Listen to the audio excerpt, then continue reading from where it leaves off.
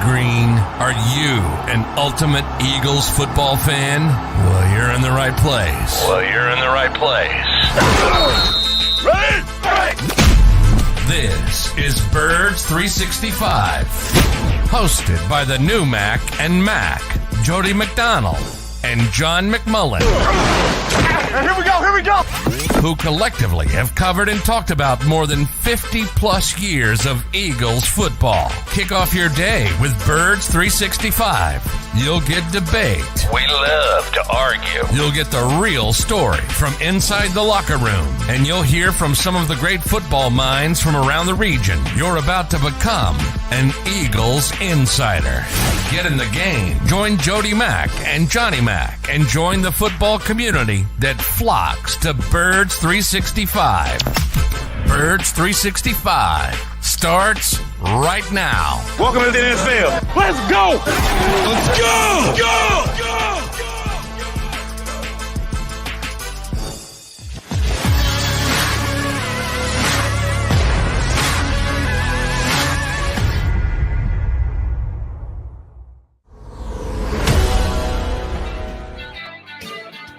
And a good morning to Eagle fans. Apologize for a couple of minutes late, some technical difficulties.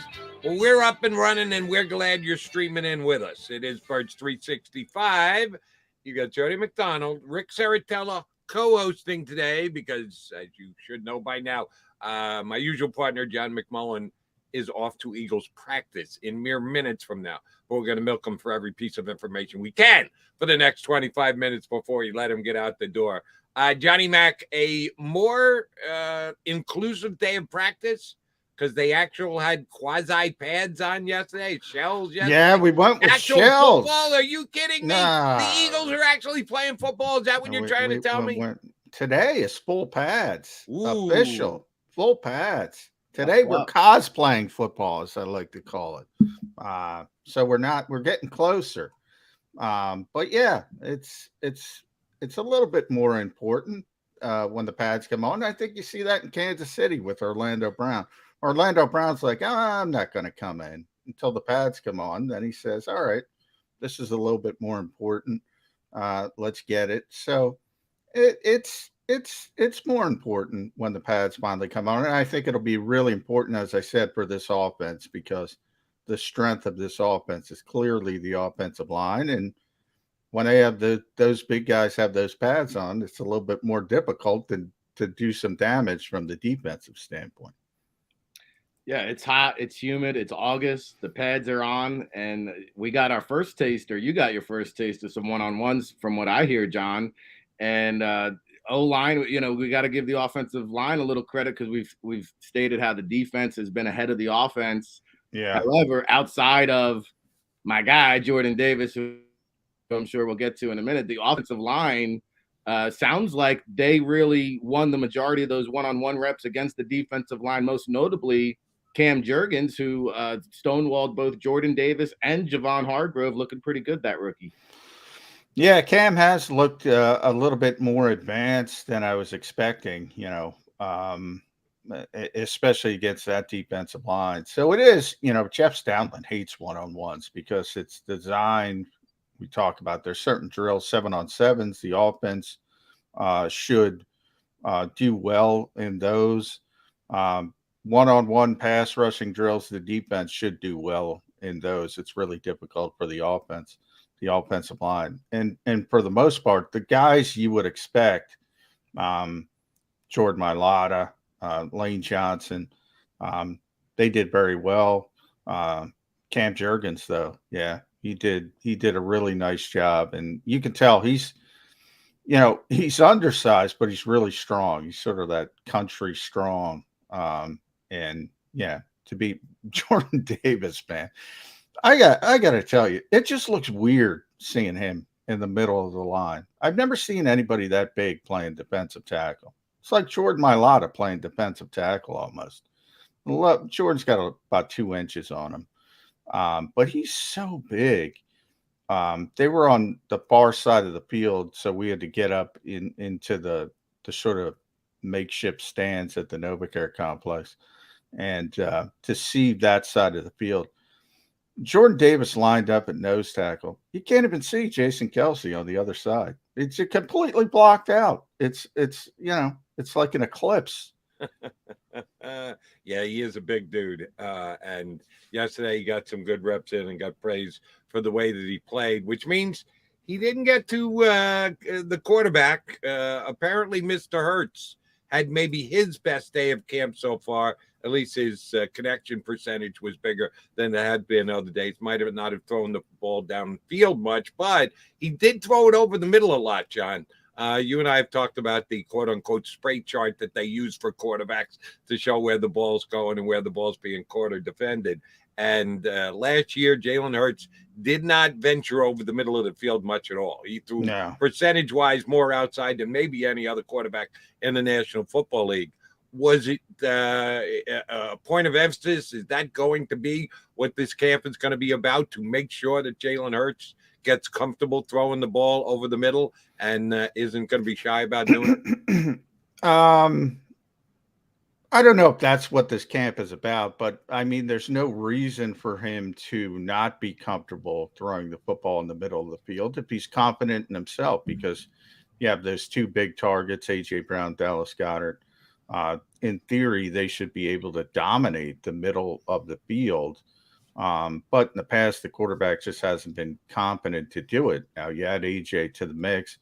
That was probably the biggest play passing-wise of the offense, is hit AJ over the middle. And the best part was he hit him in stride. So, the strength of AJ Brown is he sort of becomes a running back after the catch. He's really difficult to take down. So if you put the ball where you're supposed to put the ball, give him an opportunity to, to not reach, to not slow down, it's going to be really, really effective. So, yeah, I know, I think the last 2 days of practices before Monday were so bad offensively. Everyone said, this is pretty good. I use the word nondescript because they didn't throw the ball at all, as you mentioned, Jody, down the field. The one time they tried, it was a miss. AJ had a little bit of separation on James Bradbury, but it was sort of for the outside shoulder, so you had to throw it over the shoulder, and it wasn't close.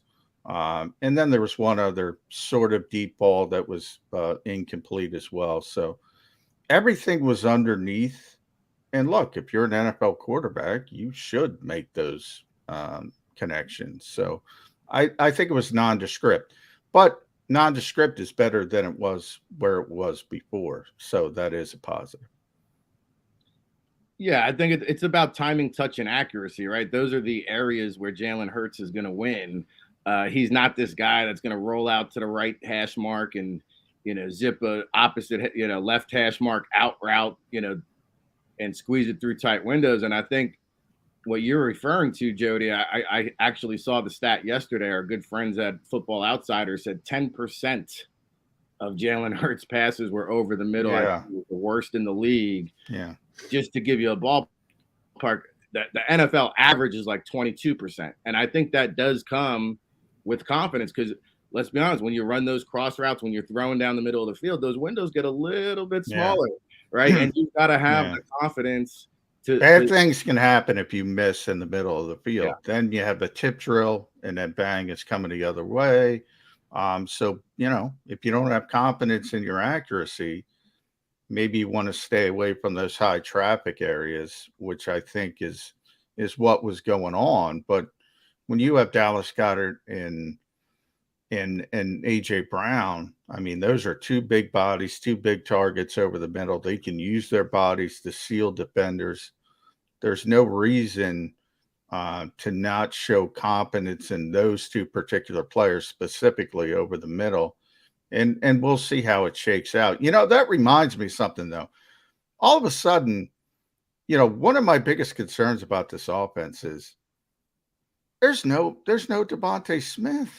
He's like, they don't throw the ball to him. Now, obviously it's the 5th day of camp, but it's all A.J. Brown and Dallas Goedert in the passing game. I mean, and everybody else is getting sort of the run of the litter, getting the scraps at the bowl at the very end. And I'm like, hey, for the Quez Watkins of the world, Jalen Reagor's great. I don't care. But Devontae Smith is a good player. Devontae Smith has got to get more involved.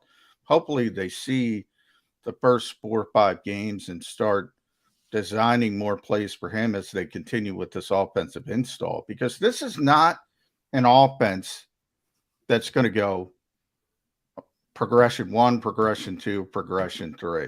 It's going to be, you're going to have a priority receiver, then maybe a second, and then go.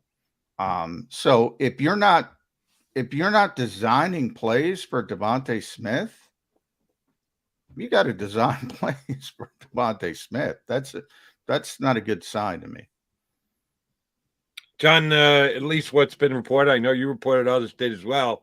Part of the problem with the Eagle offense is the Eagle cornerbacks have just been playing that well. They've been defending passes and playing physical against the Eagle wide receivers, Devontae Smith, the underused Devontae Smith being one of them. How good have the corners looked? I know we all concentrate on offense, worry about offense, want to know exactly why the offense isn't moving the ball. How much credit should the defense be getting? Yeah, a lot. I mentioned this with Tone on Football 24/7. I'm like, part of me is like, okay, is this a chicken and an egg thing? Like, is this bad offense, great defense, vice versa? Is it somewhere in between? It's usually somewhere in between, but the corners have been great. The starting corners, and I include Avonte Maddox in that as well, with the nickel corner. And this, trio of cornerbacks, if they stay healthy, is going to be a big strength of this particular team. I don't think there's any doubt about that. We all know what Slay can do. This is Bradbury's first year here, but he's looked tremendous early in camp. You can tell he's just a pro. He knows how to play. He knows what to do. He's just really smart, really savvy player. And then Avonte Maddox is, he's getting better and better, because he's always had the athleticism to play in the slot, but he's getting smarter about it. And the other day he baited Jalen Hurts into an interception. So, that's the kind of stuff that Slay does when he baits quarterbacks. That's the kind of stuff that really, really top tier cornerbacks do. So that was a really positive sign for Avonte Maddox. Those 3 corners. And remember, I always say, Avonte's a starter, not the third linebacker. Avonte's a starter. So that's the best trio of cornerbacks they've had in a very long time around here. Yeah, I think Slay, you mentioned Slay. He had a batted ball, I think, versus Minshew, and Marcus Epps came out with the interception, and then Sean Bradley with another pick off from Minshew. Did the Eagles defense just have Gardner Minshew's number here? Yeah, Gardner did not have a good day yesterday. And to be honest, he hasn't had a good camp. So none of the quarterbacks have had a good camp, to be honest, unless you're Reed Sinnett, who's been Reed Sinnett. And by that, by no means am I trying to say he's been the best quarterback. He's been what you expect as a third-string developmental quarterback. Jalen Hurts has not played well. Gardner Minshew has not played well. Carson Strong has been just completely overmatched early in camp. The only one who's doing what he's supposed to do as a third-string quarterback is kind of Reed Sinnett. So that has not been a positive. And Gardner's part of it. Had 2 picks yesterday. Sean Bradley got him.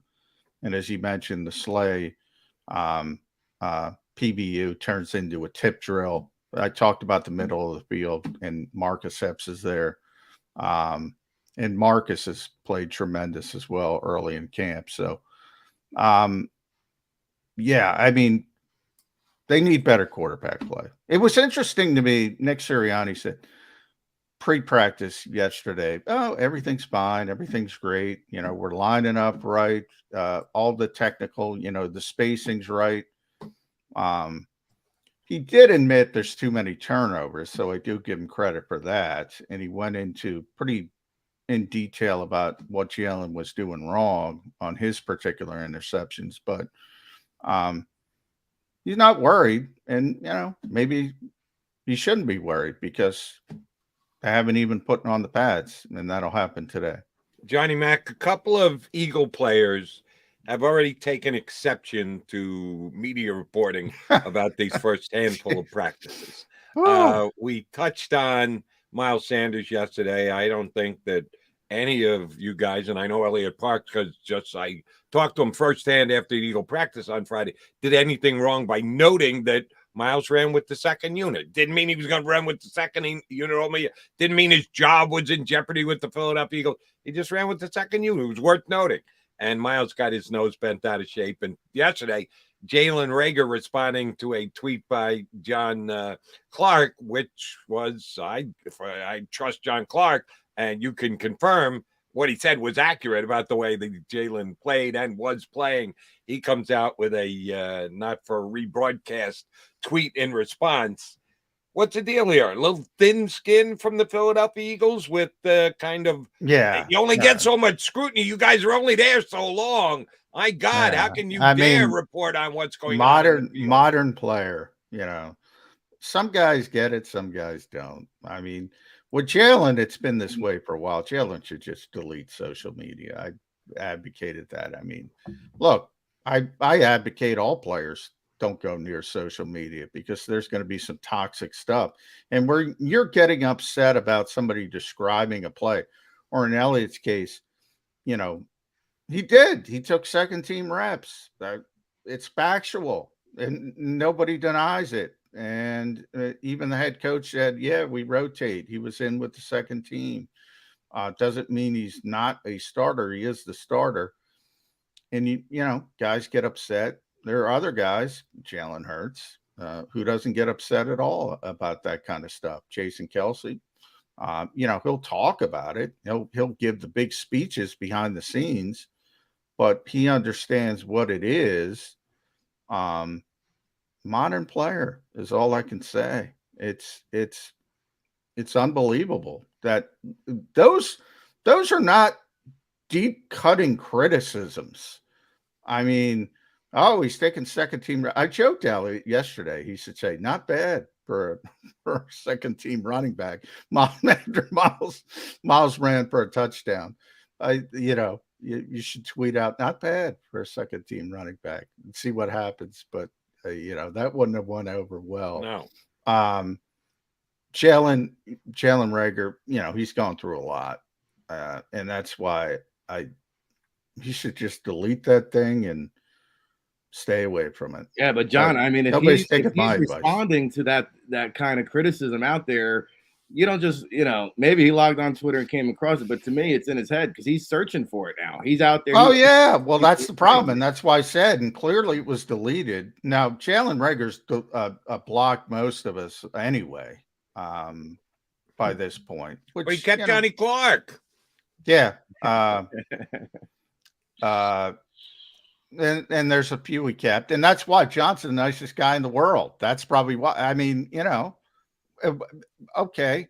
I forget the exact tweet. It was something about dropping or juggling the ball, but all right, who cares? That's what we're there for. I'm not a big fan of Twitter play-by-play practice. I don't think it's meaningful. I think people get too upset about it, or too excited about it from a fan's perspective and from a player's perspective. It is about, half of the time. I remember when Andy and Doug were here, and Doug specifically, they would have 20-20-20 practices, which are different types of practices designed to, offense servicing the defense, vice versa. And, a bunch of reporters would come in from Allentown, on a day pass or somewhere at Reading or somewhere, and they don't know. And they're looking at the offense throwing interceptions saying, oh, that's a horrible throw. And so the Eagles would actually put out a sort of explanation. This is a 20-20-20 practice. The offense is not trying to succeed. you don't know what they're trying to accomplish. So I'm not a big fan of play-by-play. That's a long-winded way of saying that. But so what, man? You're an NFL player. You're going to face criticism. And the fact that those guys got upset about that is not a good sign, to be honest. Now, in Miles' case, maybe sorry, Jody. In Miles' case, maybe he uses that as a chip on his shoulder. With Jalen, I think we're too far down the road. He takes this, and we all predicted when we saw it, it'll be deleted within an hour. It was deleted within, 2 hours at least.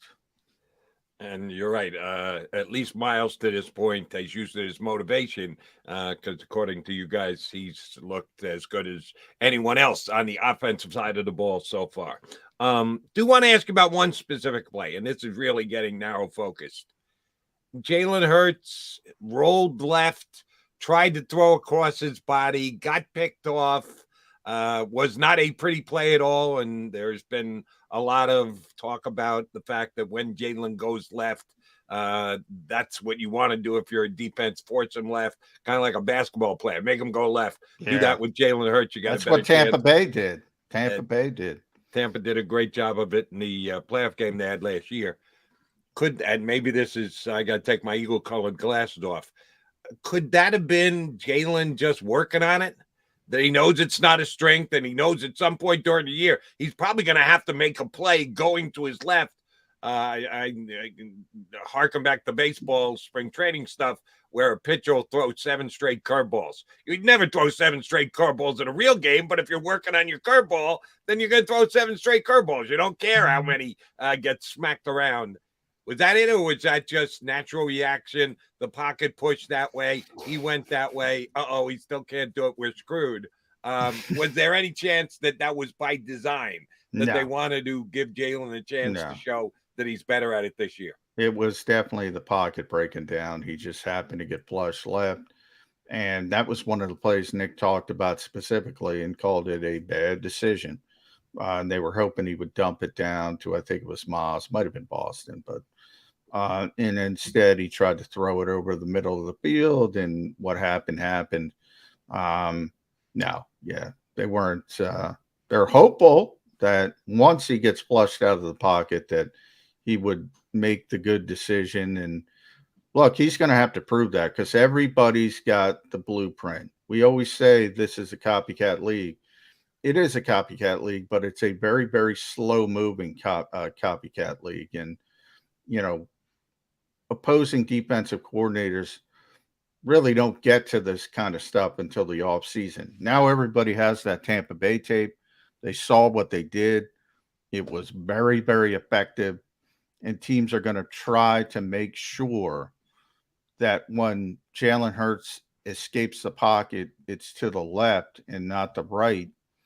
And he's going to have to get better at it. And sometimes just getting better at it is throwing the damn football in the ground, throwing it away, just not making the negative play and living to see the next down. In that situation, it was a third down drill. So he's trying to convert the first down. And Nick said, you know what? If it's 4th and 1, maybe we'll go for it on 4th and 1. Do what you're supposed to do. Make the good decision. Don't try to reach because of the situation. So it was a bad play. No, they weren't trying to work on anything. And Nick was pretty honest about it. It was a bad decision. It was a bad play. John, going back to a couple of offensive players here that are injured, Zach Pascal hasn't practiced yet. That must have been some pretty bad food poisoning. He's missed his 4th straight practice. Has that opened up the door for any receivers to take an opportunity? Well, nobody gets it, Rick, except AJ and Dallas. No. I would say Deion Kane is the best of the second-tier receivers by pretty wide margin. But, yeah, Quez is number 3. Jalen's going to be here if they can't trade him. And then you start talking about, all right, where does it go from there? is Britton Covey going to make the team as a returner? I think all of that is tied into Jalen Reagor. If Jalen's here, he's going to be the returner. But yeah, they don't throw the football to anybody but A.J. Brown and Dallas Goedert to date. So they don't even throw it to Devontae Smith. So I wouldn't be too concerned about Greg Ward versus Britton Covey or whoever you want to throw into that mix. All right. Yesterday here on the show, Johnny Mac did the same thing, had to run out to practice. But as we were speaking, he saw on social media that the decision had been made in the Deshaun Watson case a little earlier than was expected. It was supposed to be 9 o'clock, but the announcement came out at 8:20 something. That Sue Robinson had given 6 games to Deshaun Watson. Now we know the NFL and the NFLPA, but the NFLPA is on record saying, and they got ahead of the curve and said, we will accept whatever decision Sue Robinson comes down with, which was smart on their part. So now it basically comes down to the NFL. Will they appeal the suspension? If they do, then the appeal is heard by Roger Goodell, which basically means he can set the punishment at whatever level he wants. 3 days from when it was announced was yesterday, so now down to 2 days. Johnny, give me your best guess time frame. When and how do we hear from the NFL as to what the actual suspension will be? Will they let the Robinson 6-game decision stand up? Will they add to it? How and when is this going to shake out coming out of the commissioner's office? I think they got their finger up in the air and they're gauging public reaction, which is not good. Which, you know, I've been pretty good on predictions here. I predicted 6 games because I thought Sue Robinson would rely on previous precedent, Ezekiel Elliott, Ben Roethlisberger. I thought that's where she would land. I thought the reaction would be awful. It's turning out to be awful. I thought people would immediately go to Calvin Ridley. They immediately went to Calvin Ridley. How could you suspend somebody for a year for gambling and you can't suspend somebody with 24 sexual misconduct allegations? There's so much nuance to this decision, and it's difficult to educate the fan base on it. I mean, I've been trying to do it for years, the difference between the personal conduct policy, the PED policy, the gambling policy. There's structured penalties. People went back to marijuana when they suspended people for marijuana. There were structured penalties for those types of things. And PD, personal conduct's open-ended, so it makes it more difficult. But that's really, really tough to explain to people. It's impossible. In fact, nobody's getting down in the weeds with that. They just aren't. So the league looks terrible. I mean, first of all, you hear that number, 20, some people say 24, 22. I think Sue Robinson was dealing with 4 different cases. Right, only 4. 4. So throw that 22, 24 out the window, but you constantly hear it. She was dealing with 4 different cases. She made the decision she made. I thought it was predictable. Now it comes down to what the NFL wants to do. The reason they set up this process, because to be honest, they wanted no part of it. But, you know, they're going to get blamed for it. The NFL, you're already hearing it. The NFL won't suspend a player for sexual misconduct, but they'll suspend somebody for gambling or weed or blah, blah, blah. You're already hearing these narratives. And it bothers me most, to be honest, with people who should know better, people who cover the league. They should know better. Now, I get it that fans don't know the CBA. It's boring. It's arcane. It's complicated. But people who cover the league should know better. I think she did her job. I think it should stand. And if the NFL wants to change it, and this is just my personal opinion, they should negotiate it and structure it. And then they can change it. But the problem here is, and as she kind of said, is you can't just make up new rules as you go along. And that's what the NFL has done for too long. All right, but I'm going to play Roger Goodell here for a second.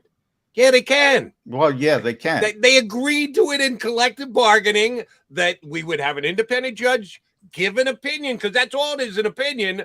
But then there's the appeals process, and we know how the appeal process goes. It goes right back to the commissioner. Well, so what I should have said, you're right, because Jody. they collectively bargained right. the fact that he can do it. You're 100% right. What I should have said is you shouldn't do that. In other words, if you're going to ask, people like me, and I'm Sue Robinson as an arbiter, as a former judge, to do this type of thing, we're going to do it in a way where we adhere to how you did things in the past, basically, previous precedent. And we're going to look at what you've done, and we're going to try to be as fair and impartial as possible. Now, because the general public is more upset about this than something in the past or this, that's the reason you do it. That's the reason you try to be set up everything to be as fair and impartial as possible. So you're right, Jody. They can do whatever they want because they collectively bargained it, and they're going to win in court, even if it goes all the way to the Supreme Court. We talked about this yesterday. Ultimately, they're going to win. They're going to have the same problem now. They're going to have the same problem. So either they want to correct the problem or they don't want to correct the problem. If they don't want to correct the problem and they're just worried about the general public sentiment, yeah, they're just going to appeal it and put any suspension they want. Right, if they want to correct the problem, they'll correct the problem. Let me ask you one more question before we let you run. And I'm playing kind of devil's advocate here.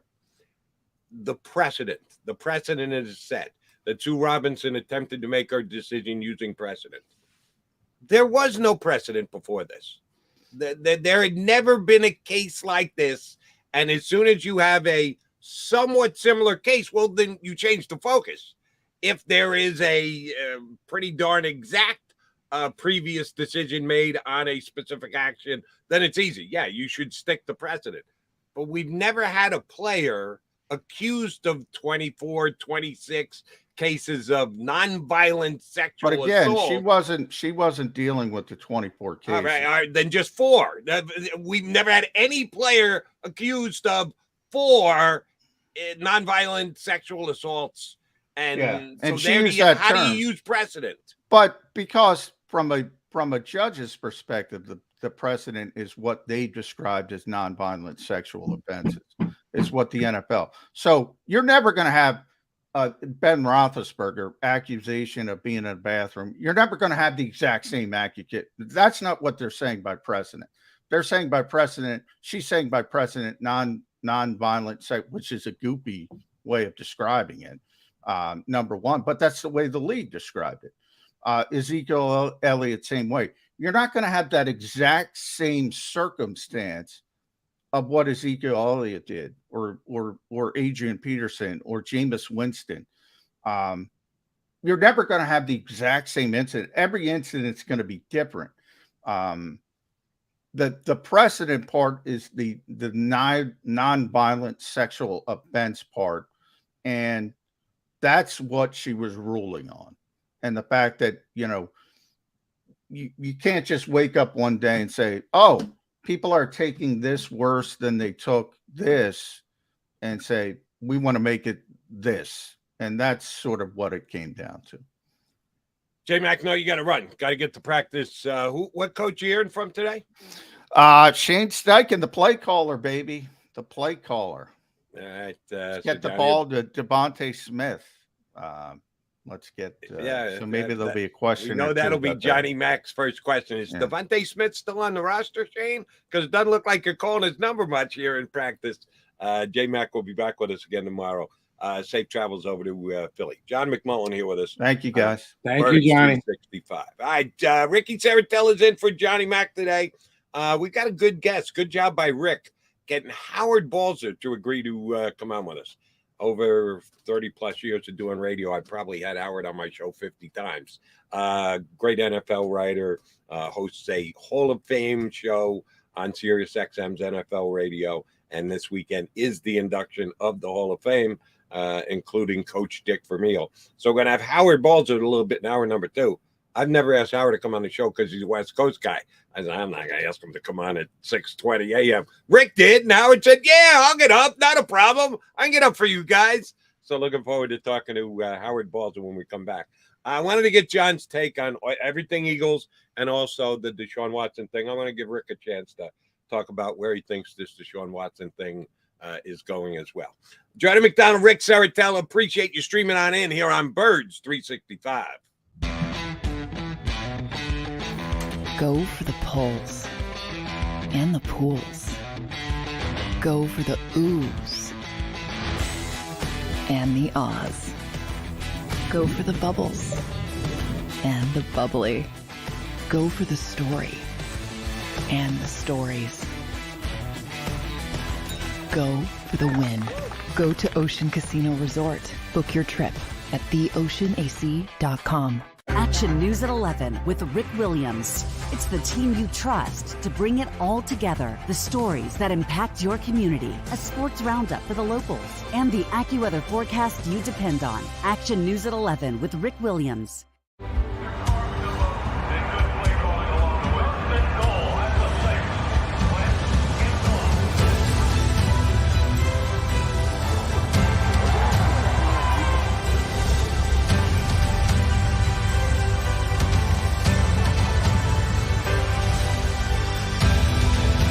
Field of life, First Trust Bank is there for you. Champions on 3.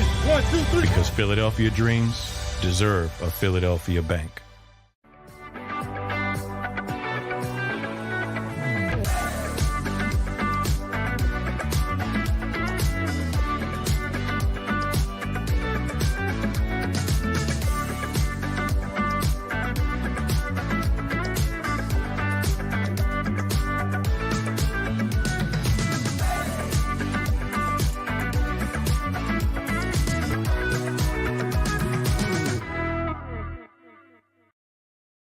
At Stateside Vodka, every new customer gets the world's best rocks glass. Free. What's that? A rocks glass? You're telling me that bottle is cut in half? You could say that. Holy shit. And you're telling me I can get one of these glasses for free? That's right. One free rocks glass per customer with each first-time purchase of Stateside Vodka. So good, it just disappears.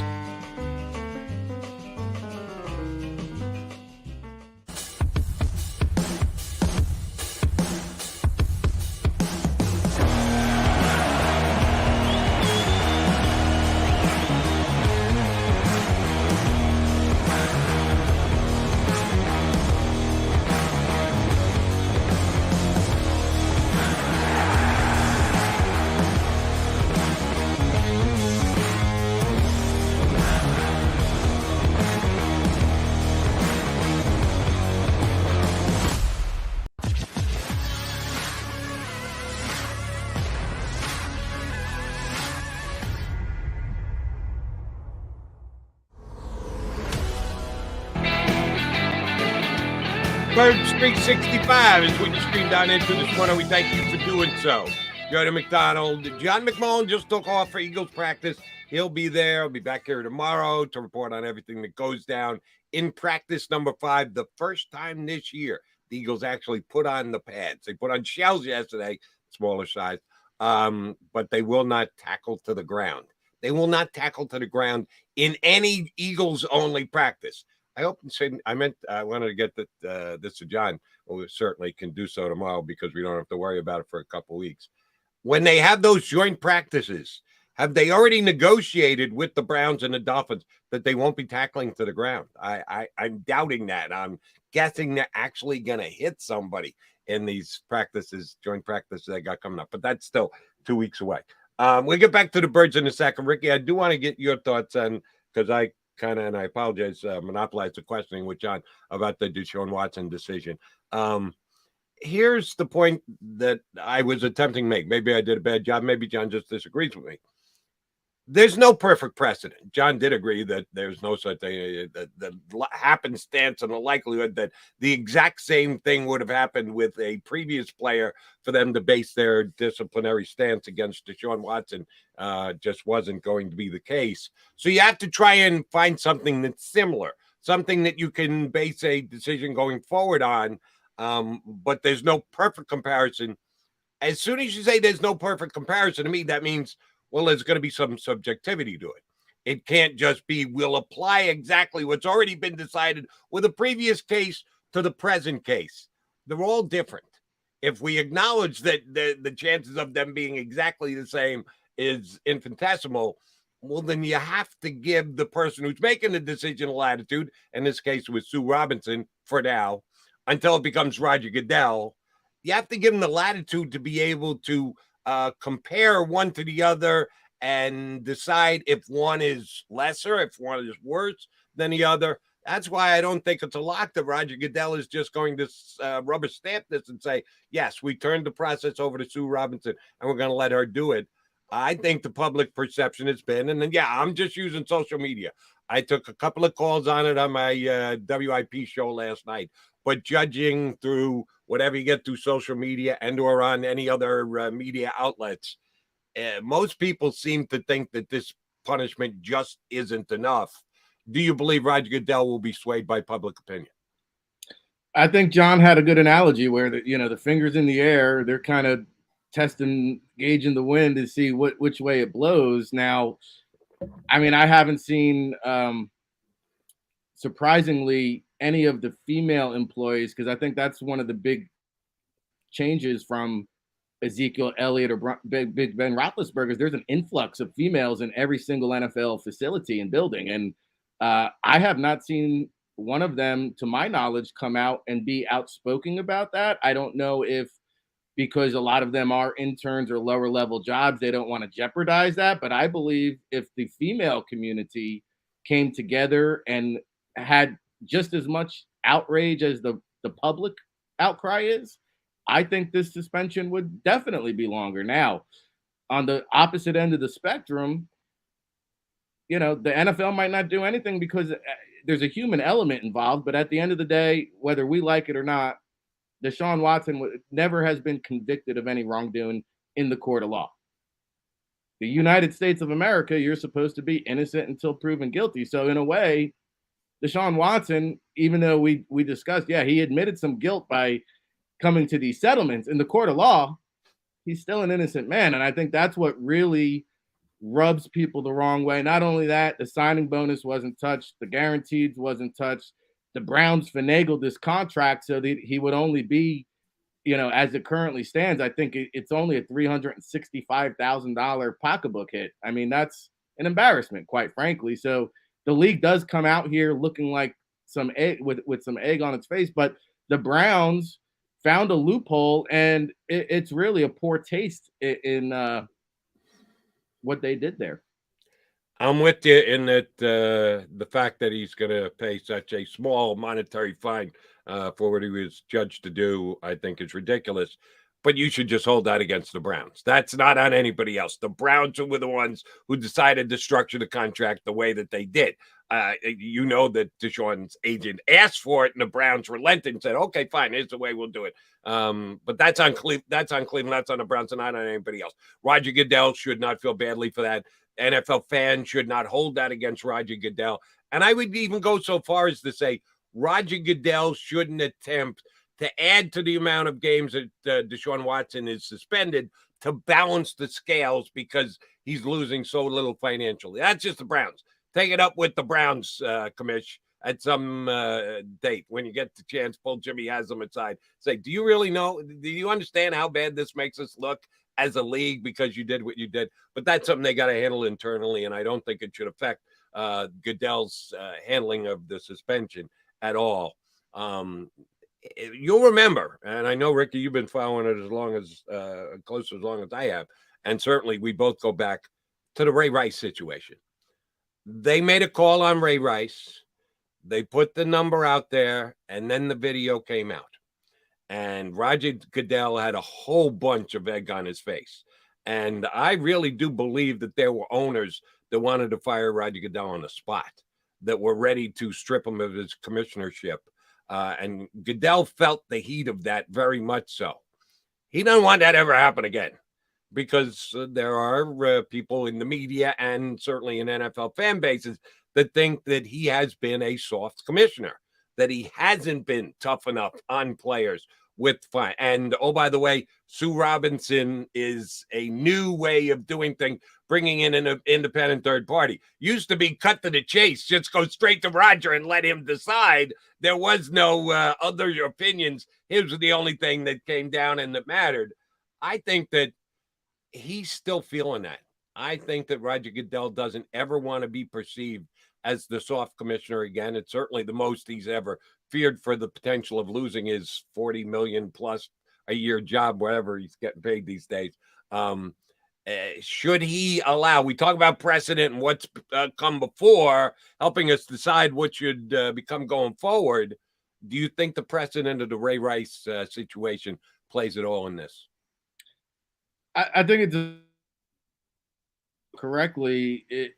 It's almost like the cover-up was worse than the crime, because TMZ was almost like sitting on that video waiting to release it. As soon as that announcement came out, the league, Park Avenue was claiming, oh, we knew nothing about the video. But it's like, come on, guys.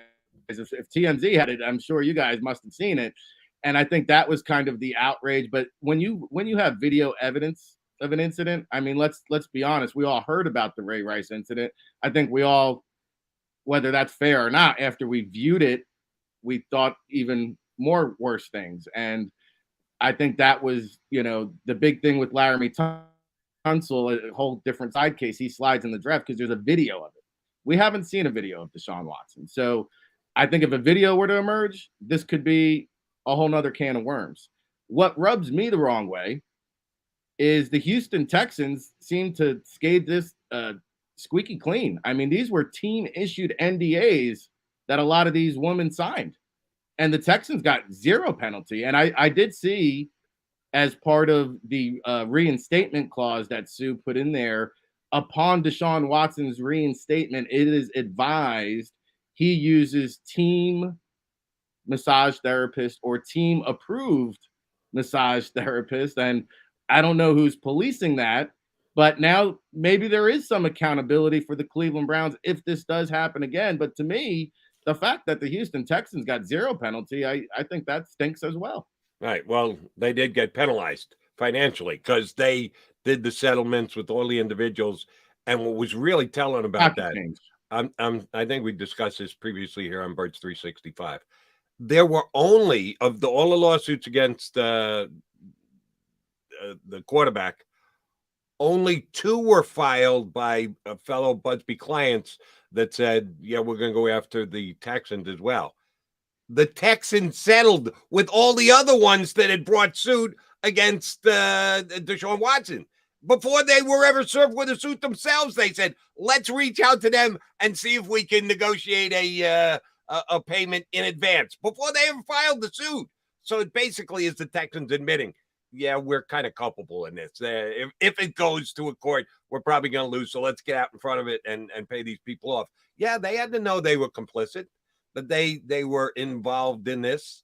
Did they get off scot-free? No, they had to write a check. Now, that's something that the owner has certainly the funds to be able to do. But they also did trade the player. Even though all the actions came down while he was a member of the player, they had tried to move on and are moving on. Yeah, I thought that there was a chance that they would at least be brought up in some way, shape, or form in Robinson's statement. But I don't really. Do you care about the Texans at this point in this whole Deshaun Watson folded-all and fiddle-dee-dee? They have become a forgotten party for me. I think the Texans knew more than what publicly has been let on. Because, I mean, again, they're the ones that were the ones that initially advised Deshaun to use the NDAs, and it makes that New York Times report of 66, a lot more realistic, because of what you're saying is, hey, these cases were settled even before the Watson case came out. Well, hey, man, it's probably really, we say 24, New York Times says 66. I mean, who knows? It could be somewhere in the middle. It could be even more. And I think, I do think the Texans were part of the crime here, whether they want to admit it or maybe by a third party guilty association, but they're the one that kind of facilitated this whole NDA protocol. So to me, I think they should have been, hey, I hear what you're saying. They paid out of the pocket. That was pocket change to them. But as far as NFL conduct goes, I mean, the Patriots, they lost a first round pick, I think, for Deflategate. You know, I mean, so there is some other things we can go back and look at there. I don't know. I think the Texans could have been penalized. Am I going to dwell on it? Am I going to be bent out of shape on it? Probably not. But, you know, this whole situation, I think the ruling came down a lot lighter than I thought people were expecting. And well, I guess I got to agree with you and again, never been a police officer, never been a lawyer, but I watch enough Law and Order to know the way that I think the laws are. If you're the getaway driver and a robbery is taking place and someone gets killed during the robbery, oh, guess what? You're still guilty of murder as well as a co-conspirator. So you got a point there. Maybe the Texans should have been handled a little harder if they're just handing out DNAs like candy for Deshaun Watson to use with those that he brought in for massages. All right, Rick Sartell and Jody McDonald, your Birds 365 guys today. Ricky's in for Johnny Mac. Johnny Mac making his way over to Eagle practice. Shane Steichen will be the coach who will talk ahead of time, and then padded practice. Actual padded practices for the Eagles today. Come back, Ricky and I will do a little bit more Eagle talk. Coming up in, less than 25 minutes from now, Howard Balzer, who covers the Arizona Cardinals for Sports Illustrated, national football writer for decades. Howard Balzer from SI going to join us coming up in about 20-plus minutes here on Birds 365. Go for the pulls and the pools. Go for the oohs and the ahs. Go for the bubbles and the bubbly. Go for the story and the stories. Go for the win. Go to Ocean Casino Resort. Book your trip at theoceanac.com. Action News at 11 with Rick Williams. It's the team you trust to bring it all together. The stories that impact your community. A sports roundup for the locals. And the AccuWeather forecast you depend on. Action News at 11 with Rick Williams.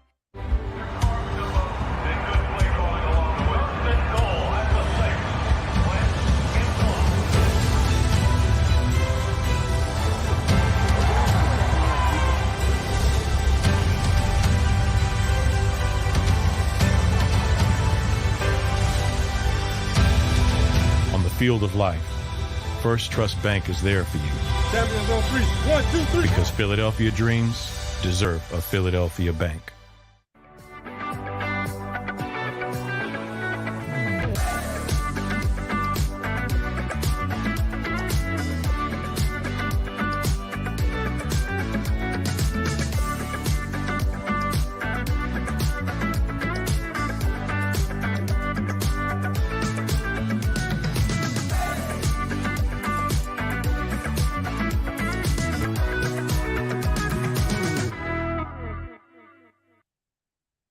At Stateside Vodka, every new customer gets the world's best rocks glass. Free. What's that? A rocks glass? You're telling me that bottle is cut in half? You could say that.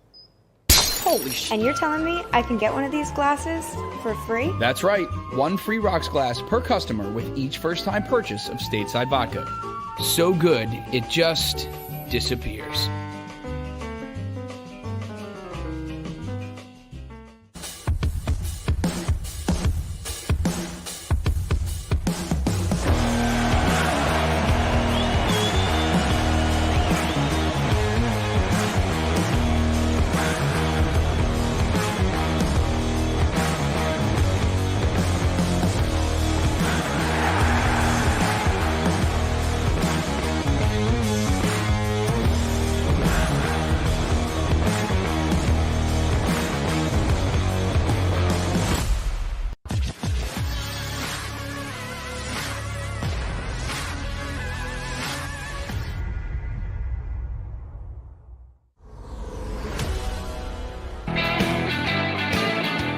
Appreciate you streaming on in here to Birds 365. You've got Rick Sartell filling in for John McMullen with me, Jody McDonald. Howard Balzer from Sports Illustrated, longtime NFL columnist writer, will jump aboard with us. Yeah, he's got some Arizona stories to tell. Kyler Murray, no matter what happens, there's something that's always seemed to affect the upcoming season, be it contracts, be it clauses in the contract, be it positive COVID tests. And at some point, Kyler Murray's going to get out there on the field for Arizona. But that's coming up with Howard Balzer in a little bit. Let's talk about the Eagles quarterback, Ricky. We had the chance to talk to John about it, and he's down there at practice every single day, and we get the reports thereafter. I know that some people get their nose out of joint when people are scrutinized with a very tight microscope with what they do in a practice session. And it's not even a true practice session because a lot of them are scaled back to protect guys from injury. But that's what Eagle fans want. And we do what we do here on Birds 365 for Eagle fans. We're here to provide content, to give opinion on the Philadelphia Eagles for Eagles fans. Eagle fans want this. I never get calls that say, hey, Jody, I'm the biggest Eagle fan you know, but wake me up when the season starts. No, they want to know now. They want updated opinions. They want updated information on the players. And Jalen Hurts really hasn't wowed anybody in camp so far. Do we make too big a deal out of it? Do we not make a big enough deal out of it? What's your take on the reporting of how a quarterback looks in an NFL training camp in 2022? Well, I think the reality of the Jalen Hurts situation is we really won't know until NFL Week 1, because I don't think he's even going to play any preseason snaps. If he does, it won't be much. But I think the issue here is Eagles fans want Jalen Hurts to improve. They just don't want him to make mistakes while he's working on trying to improve in practice. I mean, that's what practice is for. And, you know, to your point, you asked the question, was that by design on the rollout to the left? Maybe it wasn't by design, but maybe in the game, Hurts doesn't make that pass. Maybe he said, hey, let me just wing it and fling it and see what happens, because in his head, he knows he needs to work on that. And so I think, you know, you got to give him time. You got to give him patience, but we really won't be able to gauge the barometer until the live bullets are flying. You know, all this stuff too, like Miles Sanders looks great on air in shorts and t-shirt. Well, let's see how he looks when he's getting banged up. And so we won't know what Jalen Hurts improvement looks like until the results on the field come. You know, the Cardinals and Eagles, I know they're going to be playing week 5 and talk about it. When you were out on Friday, I made the statement, hey, if I'm starting a team today, give me Jalen Hurts over Kyler Murray for the X factors, okay? Because he's well prepared, because he's a leader of men, because he's the first one in and the last one out, because he studies 4 hours a day, not 4 hours a week. And you can call me crazy, but when you don't have the respect in your own locker room, which a lot of players don't for Kyler Murray because of his work ethic, well, it's hard to win ball games. It's hard to rally the troops behind you. When Jalen Hurts steps into that huddle, he has everybody's full attention. Everybody's bought in. Everybody believes. I can't say the same thing about a Kyler Murray. So for that reason, I'm betting on Hurts because he is a student of the game. If you look at the offense where he ran after Alabama, he went to Oklahoma, and you can argue he ran that offense more efficiently than Baker Mayfield or Kyler Murray, quite frankly. And so, you know, this is what, year 3. It should be a big step forward, and we should see that on the field. But when you're not hitting, when you're not playing, when you're not suiting up in preseason games, it's kind of hard to see the real progress. Now I'm very much looking forward to hearing from Howard Balzer. I did not know that your sources in Arizona were as good as they were, that say there are players that don't respect Kyler Murray in that huddle when he takes them together as their new $200 million quarterback. That should be very interesting if that's the case, if Howard confirms and concurs with you that that's the case. Here's I'll annoy Eagle fans here. Here is one thing that we have to at least open our mind to the possibility of.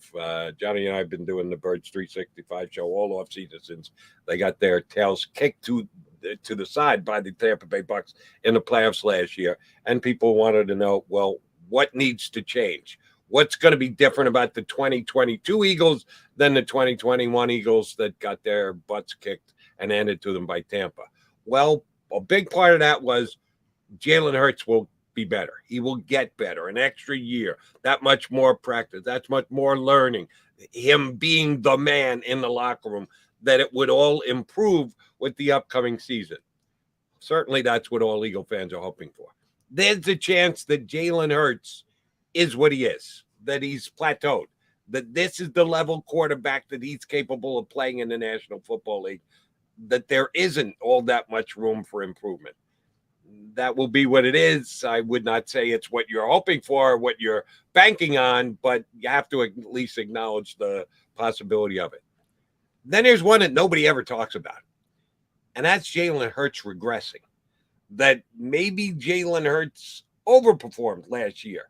That when everybody gets a book on Jalen Hurts and gets a look at how Tampa just completely dominated the Eagles' offense in that playoff game, that the Eagles might go backwards. They shouldn't, because they added A.J. Brown, so his talents and skills should upgrade the Eagle offense. But if Jalen Hurts doesn't improve and Jalen Hurts potentially goes backwards, that could be bad.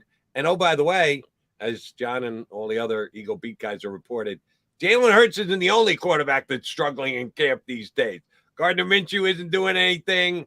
Our guy, yes, that would be both you and me, Carson Strong hasn't done anything in camp so far this year. The Eagles, if Jalen Hurts isn't up for this season, Rick, the Eagles are in trouble. If Jalen Hurts, by some hook or crook, decides to take a step backwards, the Eagles' season is screwed, isn't it? I'm a little bit bigger of a Gardner Minshew fan than you are, but yes, I mean they're not winning any playoff games with Gardner Minshew.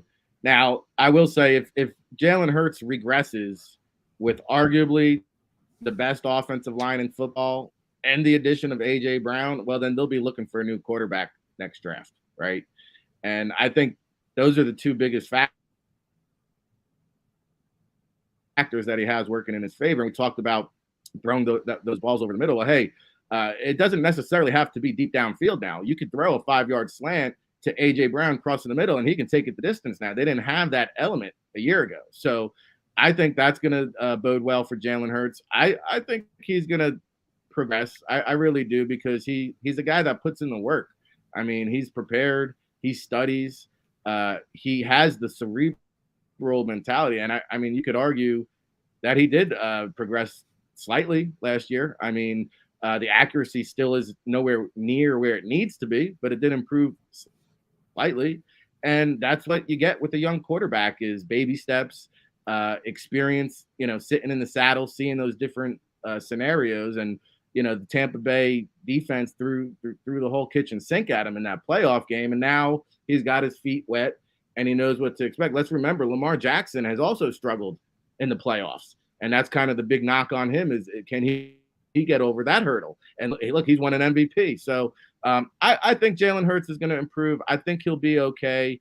And I think you got to also realize, like, he is a guy that can beat you two ways now. And the Eagles have always had that in their offensive arsenal. And myself included have said, hey, Jalen runs too much. Yeah, I don't want him running 750 times. I still want him running. Going back to Randall Cunningham, Donovan McNabb, Michael Vick, Jalen Hurts. We've always had a quarterback here in Philly that can beat you two ways. And that's one of the benefits that Jalen Hurts brings to this modern NFL offense. I want to get you to expand, and then I want to get some opinions. For those of you viewing here on Bird 365, if you want to check in on the stream and give me your thoughts, I would like to hear a couple Eagle fans on this. The way you described how the Eagle offense might be able to work this year with Jalen Hurts pulling the trigger, the first three words that came to mind for me were dink and dunk. And in the description of yesterday's practice, it sounded a lot like that's what they were doing. Now, it was over the middle, which is a good sign, because as we said at the top of the show today, not a strong suit of Jalen Hurts last year. He kept everything outside the numbers and was a little tentative when it came to throwing the ball over the middle. But he certainly did it yesterday in practice, done a little bit more of that. But he hasn't been launching the ball down the field very much. Would the Eagle fans be okay with a dink and dunk offense? That you do basically put it in the hands of Dallas Goedert and say, make the catch, break a tackle, turn it upfield. A.J. Brown on a slant, break a tackle, turn it upfield. Everyone loves to see the ball up in the air and the bomb over the top, but it doesn't matter how you score. It's that you score. Doesn't matter how you get it down the field.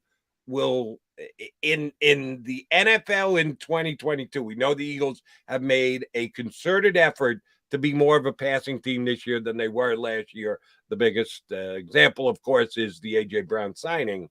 Will they be okay if that passing is a dink and dunk offense? I won't call A.J. Brown and Devonta Smith, Jerry Rice, and John Taylor, but what I will say is Steve Young, another scrambling quarterback. I remember a lot of dinks and dunks in that 49ers offense. I remember a lot of 5-yard slants and Taylor or Rice just running the distance to the field. And I think the one report that I read yesterday that was positive on Jalen Hurts is he was almost leading, he was throwing receivers open. He was leading them with his passes. He was anticipating, where the receiver was going to be. And I think if he can put the receiver in a position to succeed and gain yards after the catch, that's how he's going to win. Can he push the ball downfield? He can.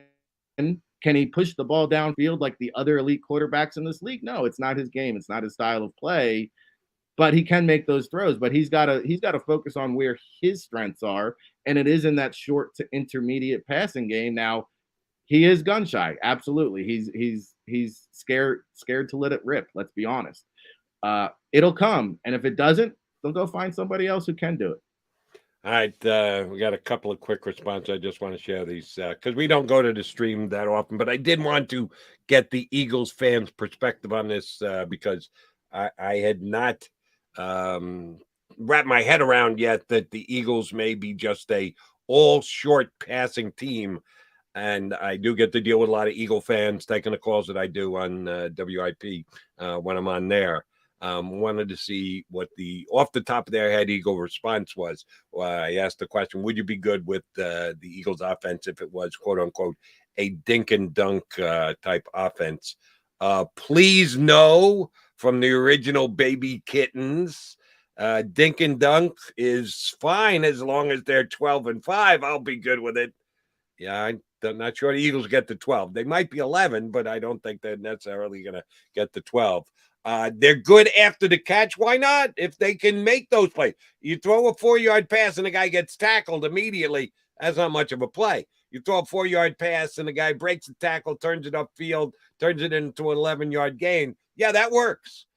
So it will be, although it'll be Jalen who's delivering the football, it'll be the guys who are making the catches. What could they do with it once they get their hands on the ball? They did have some of those created catches last year for Jalen Reagor, which turned into nothing burgers. You got to be able to make the play. You are putting the ball in the hands of the receiver and the belief that he's going to be able to break some tackles. Johnny Mack was on with us and said so far in the handful of practices the Eagles have, Devonta Smith's been a complete non-factor. What do you make of that? Does that scare you at all, Rick Sartell? No, I mean, I'm not going to get too worked up over that. He had damn near 1,000 yards receiving last year, so we know what Devonta Smith could do. I think the one thing, it doesn't worry me about Devonta so much as it worries me about A.J. Brown, and does he create this almost Odell Beckham-like presence where the quarterback feels his veteran presence and says, hey, I better get A.J. the ball or he's not going to be happy. I hope that's not what's going on because, Hurts has got to feel comfortable to go to all of his receivers and not feel like he has to force feed it to A.J. Brown. So if anything, that would be kind of the thought in the back of my head. Like, I hope he's not force feeding A.J. But when it comes to Devonta Smith, I mean, we saw what this man can do. We're only, 3-4 practices in. The full pads are coming on today. So when the bright lights come on, I'm sure Devonta Smith will be just fine on the big stage. Yeah, and I mentioned Jalen Reagor, and they had those created catches, specific quick outs, quick hitters, oftentimes behind the line of scrimmage to try and get Jalen Reagor the ball in open spaces to be able to make plays. He didn't make plays. It didn't work. It wasn't a good strategy by the Eagles, and that has not been the case here in practice the first handful of days. Reagor has had the ball thrown to him, but not a whole hell of a lot. Don't know if I've gotten your full take on this. Johnny has certainly chimed in. We're close to being on the same page. if they can trade Jalen Reagor, I think they'll trade Jalen Reagor tomorrow. It's not going to be a whole hell of a lot of trade. It could be as low as a 7th round pick that conditionally could move up to a 6th. In 2 years, you're going to be dropping off like a cliff from a 1st round draft pick to what you're going to be able to get in exchange for Jalen Reagor. But I think the Eagles are ready, willing, and able to do just that. If you cannot, in good conscience, keep him on this roster and have him as your return guy and think you are displacing someone like a Covey or an Allen that you think would be a better return guy just because you have to keep Reagor because it will look somewhat embarrassing if you do release him, is Howie Roseman going to be able to bite the bullet? If the coaches go to Howie and go, listen, we know we saw, you can look at the tape too. Do you need us to point it out to you? This guy doesn't really earn a spot on my football team. That I know you took him, Howie, a couple of years ago before any of the current coaches were actually here in Philadelphia. But you're asking us to give our evaluation of how we can put the best 53-man roster together. Best 53-man roster doesn't include Jalen Reagor. Will Howie Roseman be able to pull the plug and move on from Reagor? I don't see how you don't. I understand the cap ramifications, but if he's not one of your best 53, you got to cut your losses and move on. You can't let ego play into this decision. You know, I saw that he's now back to fielding punts and kicks. The first couple practices he was not. But at the end of the day, especially when you factor in now the sensitivities and we see that it's in his head and he's searching the social media, he's seeking out the negativity. To me, I mean, you want the best players on the team. This team is built to win now. You can't just carry a guy along because he was a former 1st round pick. And I don't think you can get anything for him on the open market because I just mentioned Odell Beckham. He's still a free agent. I just saw a report Will Fuller, who's also a similar skill set wide receiver, is being monitored by a handful of other NFL teams. They don't got to give up any draft equity to get those guys, and they could probably have them for relatively the same kind of cost. So I don't think you can trade a Reagor. I think the Eagles got to bite the bullet here. Hopefully he leans on Nick Sirianni on this decision because coach is going to have a better feel for it. But if it's me, I'd cut ways. We'll see how it shakes out. We've got those 2 joint practices and 2 actual preseason games. 3, excuse me. The Jets one doesn't have a combined practice. I don't know if Jalen Reagor can move the needle enough for the Eagles to be able to say, yes, he's got to be a guy on our roster. Interesting conversation we'll have over the next couple of weeks. I got an interesting conversation coming up next. That would be with longtime NFL writer Howard Balzer, who specifically covers the Arizona Cardinals these days, but does a show on SiriusXM's NFL Network as well about the Hall of Fame. We'll ask him about Dick Vermeil and the Cardinals and all things NFL next. Howard Balzer joins us here on Birds 365. Go for the polls and the pools. Go for the oohs and the ahs. Go for the bubbles and the bubbly. Go for the story and the stories. Go for the win. Go to Ocean Casino Resort. Book your trip at theoceanac.com. Action News at 11 with Rick Williams. It's the team you trust to bring it all together. The stories that impact your community. A sports roundup for the locals. And the AccuWeather forecast you depend on. Action News at 11 with Rick Williams.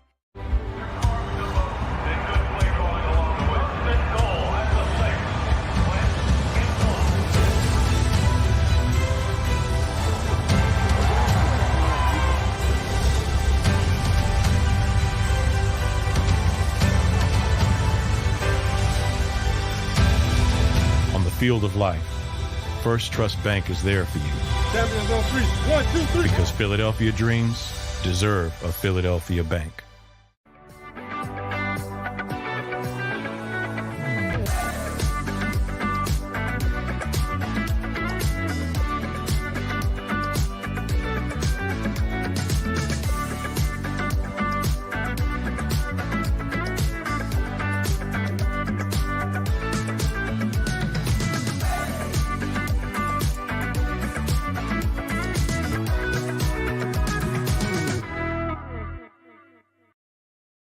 At Stateside Vodka, every new customer gets the world's best rocks glass. Free. What's that? A rocks glass? You're telling me that bottle is cut in half? You could say that. Holy shit. And you're telling me I can get one of these glasses for free? That's right. One free rocks glass per customer with each first-time purchase of Stateside Vodka. So good, it just disappears.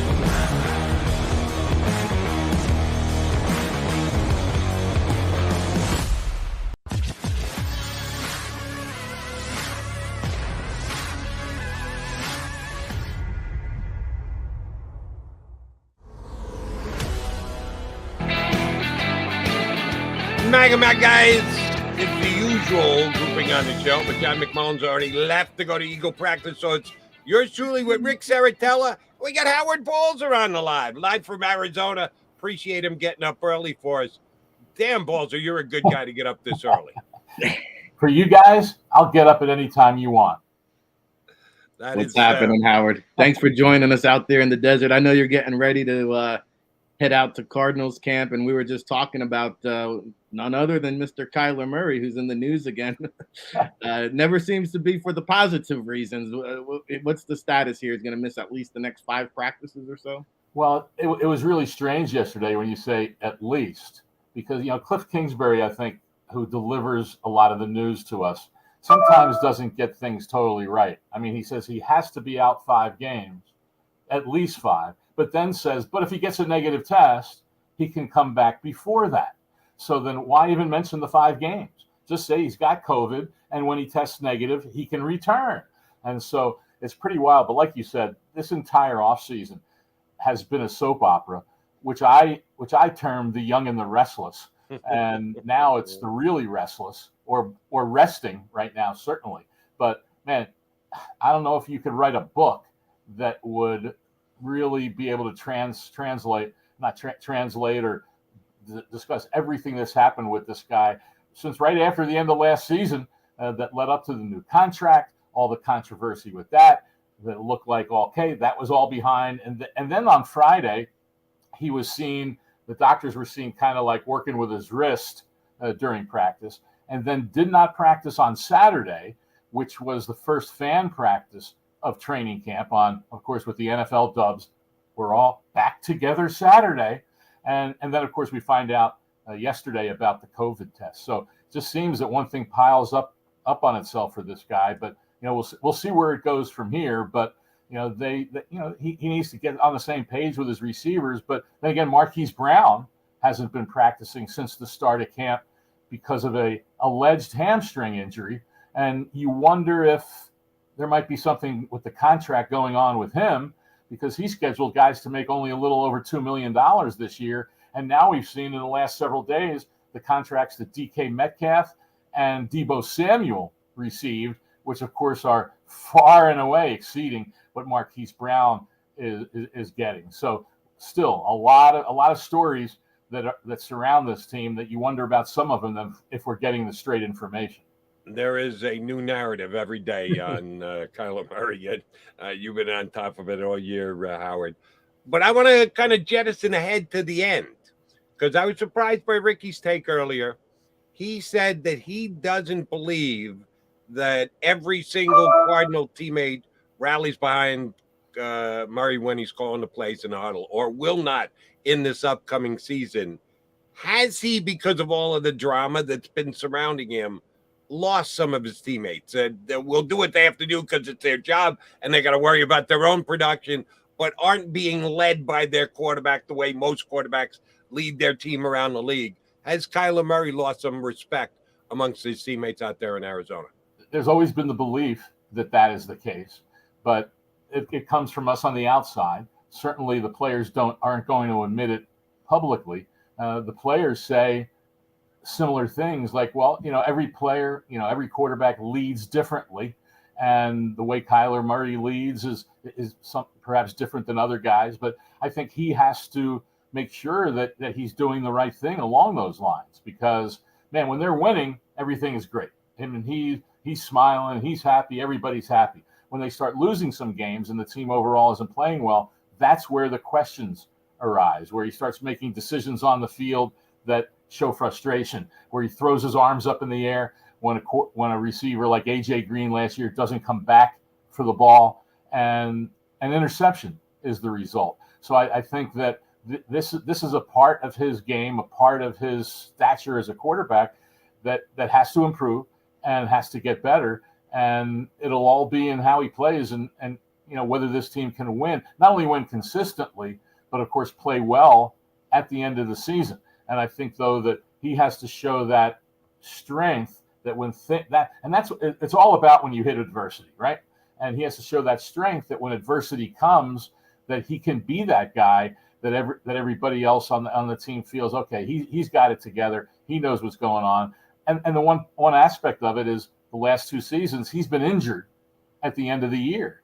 And he hasn't played as well. Others haven't played as well. And then he doesn't handle it that well. And I've always said, with all the talk about everything, that's the elephant in the room for him, is staying healthy for 17 games. And he hasn't been able to do that the last 2 years. And the results on the field show it, because he hasn't played as well.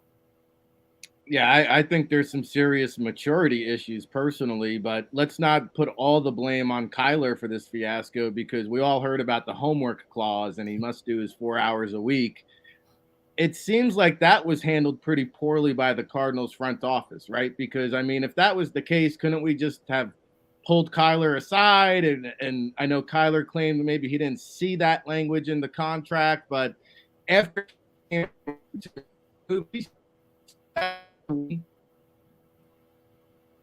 No, I think Ricky's breaking up on it. So, Howard, I'm going to try and follow his question. Well, yeah, How much blame do you put on the Cardinals for the whole homework clause thing? They did get it put in. It was there. If Kyler didn't read it, that's kind of on Kyler. But do you think the organization mishandled it? Yeah, it's on the agent, too. And now there's rumblings that maybe he's not happy with the agent. At his press conference after agreeing to the contract, he said, well, a lot of the stuff that happened in the offseason with things said, I give him, referring to his agent, who was sitting there in the front row, by the way, I give him a lot of crap. And so, but yeah, the Cardinals were the one to put it in. But here's the interesting thing. Steve Keim, the general manager, told us all that he and Cliff Kingsbury went to Texas during the offseason, where Kyler spends most of his time, met with him, met with his family, and laid out their expectations. So aren't a big part of those expectations the things that we expect you to do as a pro? And I think what that the homework clause also did was it escaped some of the focus that there would have been on another clause in his contract, which pays him over $9.3 million in the last 6 years of this deal for participating in the off-season program. And obviously that's another thing they're saying, hey, we need you here in the offseason. You want to get better, the team want to be better, you need to be here for those voluntary workouts.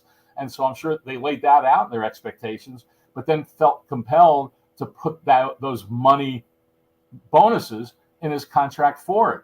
Nobody hardly ever talks about that because of the, quote, homework clause. I personally believe, guys, that the owner, Michael Bidwell, was behind a lot of that, especially that clause, because of things that he had seen. I've seen things written that says there was never a question about Kyler Murray's work ethic until that clause. Well, that's not true. He admitted to the New York Times in a story during last season that he's not a big fan of watching a lot of tape. So a lot of this he's brought on himself. But I think Michael Bidwell had, a little issue with the agent, who questioned him on several occasions in the offseason about his commitment to win. And Michael Bidwell's a little thin-skinned guy. So, but all in all, it was handled poorly. Then to take it out, and then to say, well, we were surprised by the reaction to it? Really? Seriously? You didn't think when this came out that everybody was going to go crazy about it? It's just crazy. But there's stories that Bidwell was urged not to put it in the contract, and was urged by those in the organization not to do it. So I don't know if we'll ever get to the bottom of all of it specifically, but it has been very poorly handled by pretty much everyone. All right, Howard, let me comp the two quarterbacks that we've been talking about here on the show today, Kyler Murray with you and Jalen Hurts previously before you came on with us, because we are Birds 365. Both of them went to Oklahoma. Kyler Murray wins the Heisman. Jalen was one of the Heisman finalists, didn't win it. But in that same offense under Lincoln Riley, comparable numbers that they put up while in college against each other. And Murray, because he's a year earlier, has now already gotten paid. Jalen Hurts, we're all debating here as to whether he's ever going to get paid or not. Kyler has done a little bit more in the NFL than Jalen has. But no one questions Jalen Hurts' work ethic and how much of a leader is he with Philadelphia. What do you see when you look at those two former Oklahoma quarterbacks, major part of their game being similar, and both of them can run with the football? Can Jalen Hurts be an improved Kyler Murray just because of the way he goes about doing his business and the leader that he already is with the Eagles? Or is the talent level just not as good as Kyler Murray's for Jalen Hurts here in Philly? Well, yeah, I think both are part of the equation, certainly. And anytime you do have those intangibles, that's a positive. But you still have to get the job done, obviously, on the field for those intangibles to mean anything. And I think Hurts has certainly shown progress in his time as a starter for the Eagles. He's a little bit bigger guy than Kyler Murray, so hopefully in his case he can be durable, which is always the question when you have a quarterback that likes to run a lot. Certainly in the passing department, I mean, Kyler Murray it's his accuracy, all those things are just off the chart in terms of passing the football. I think that's where Jalen Hurts, that's where Lamar Jackson, quite frankly, come up a little bit short, no pun intended, when you start comparing them to Kyler Murray. But, you know, the package is there for all these guys to be successful. But, you know, so far, hey, we look at, you know, what's the, and I don't want to put it all in the playoff record, because when you get into the postseason, you're playing the best teams in your conference when it starts out. But all these three quarterbacks, what do they have? I think combined 7 playoff appearances, with Jackson having 5, and there's only been 1 victory by Jackson from all those guys. So certainly the postseason is where you also have to shine. But they're still young, and Hurts is still young, and I think this is a key year for him to improve on some of the things that we've talked about. Accuracy, though, I don't know if you ever improve that totally, because I think a certain amount of that is part of your DNA. But I'm not saying he's a bad passer. But in terms of Murray, I mean, when you look at his total package, he's off the chart with everything he can do. The one thing is his size, and that's always going to be a question. I mean, let's look at this new contract. He's going to be 31 years old in the last year of this contract. So what's it going to look like durability-wise as he starts to get older? And, you know, Kurt Warner, of course, the Hall of Fame quarterback who played for the Cardinals, he said a couple of weeks ago, the one area that Kyler Murray has to improve at is throwing in the pocket and not leaving too soon. But throwing the pocket a lot of times means having throwing lanes, being protected, and all those things, and being patient. And so, you know, that's one area, obviously, where he has to get better. And he also has tremendous talent around him. I mean, Murray, with the receiver core he has compared to Hurts and even Jalen Ramsey, there's no comparison with the guys that Murray has to complement him. Well, both the Cardinals and Eagles, I think, have playoff expectations, it's safe to say, going into the season. Week 5 opponents, who knows? Maybe that one-game matchup could decide who's in, who's out when it's all said and done in the end. Give us the skinny. How does this matchup break down? You mentioned they brought in Hollywood Brown. They have a plethora of wide receivers. Surprisingly, though, they were pretty balanced offense, I believe, in terms of percentages. I know Chase Edmonds is gone. Give us the lowdown here on how these two teams stack up. Yeah, I mean, I think it's an interesting comparison, and who knows what the teams are going to look like when Week 5 rolls around. But one thing we know is DeAndre Hopkins won't be there for the Cardinals, and so that's going to be very intriguing to see how this core looks when the season opens with the addition of Brown. They believe that A.J. Green, even at the age of 34, can still play and will be able to play better this year. He had some communications issues and learning a new way of playing, which is the way Cliff Kingsbury runs the offense, with no huddle and a lot of hand signals and up tempo and things like that, which Green wasn't accustomed to. And they expect to use Rondale Moore a whole lot more also. So I think they match up really interestingly. And I think also that when you look at this conference, certainly overall it's not as strong at the top as the AFC.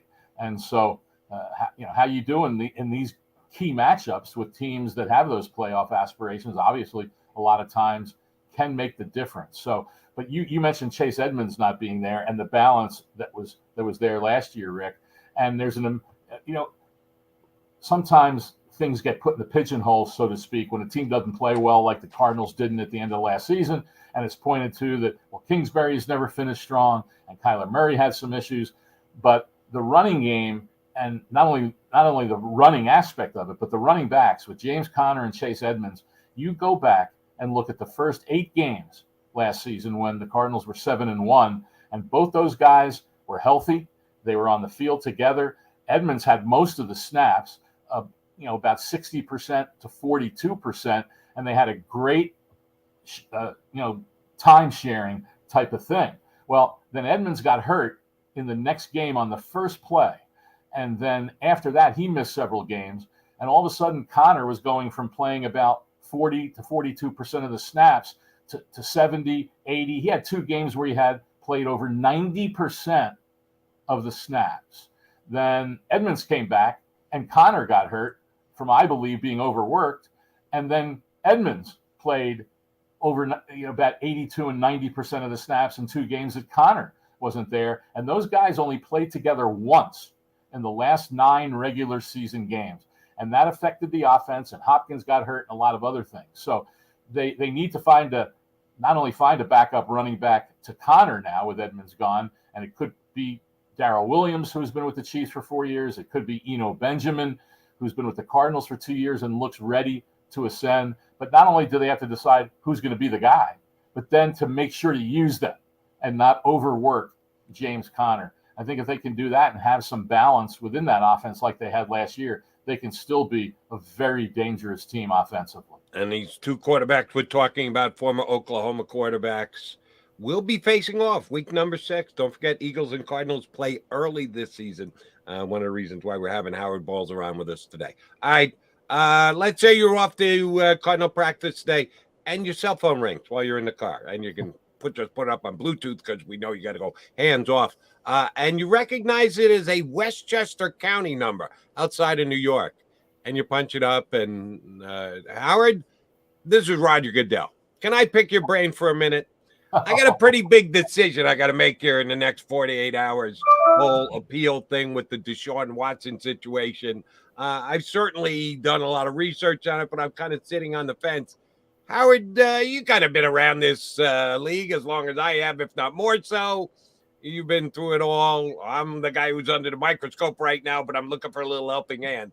What kind of advice would you give Roger Goodell as to whether he should just accept Sue Robinson's decision as a 6-game suspension?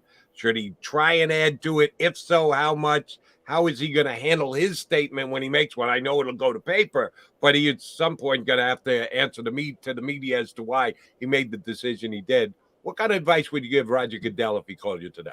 It's a great question. Because, and by the way, I thought you had me on this because I grew up in Philly. And of course, had a lot of time there, but that's another story for another day. But what I was just doing, I was scratching my head because I'm scratching my head and trying to figure out why Judge Robinson reached the conclusion she did when she said that she found Watson not to be remorseful and guilty of nonviolent, sexual harassment. Yeah, sexual harassment, and then 6 games for that with the number of cases there were. Now I know the NFL only presented 4, but she has to know what else is there. And then you look at it in the context, and I know they're different, they're different policies in the NFL, but DeAndre Hopkins has what he claims to be a trace amount of a banned substance, and he's suspended 6 games.